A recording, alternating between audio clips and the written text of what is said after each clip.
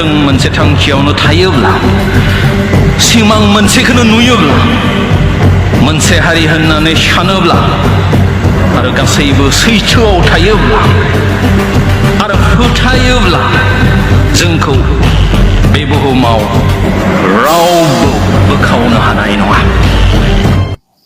दिनै बे सार बुंनाय रावा गासैबो सैथो आरो बिनि बायदि जुदि सैथोयै थायोब्ला गोरा गोख्रोङै थायोब्ला जों बर' हारिखौ रावबो बोखारनोबो हानाय नङा।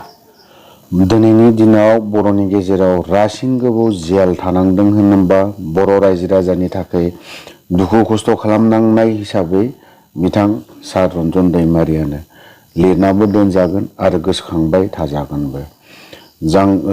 दिनै दावहा नांनानै बियो गोबां सम जेलावबो थादों आरो बिथाङा बर' हारिनि थाखाय गोबां खस्थ' खालामदों। आरोबाव बिथांखौ बाख्नाय जाबावगोन दिनैनि दिनाव NDFBनि गेजेराव फेमिलि गोसोखाङि होननानै बुङोबा बेबो सासे लिडार सार रन्जन दैमारि।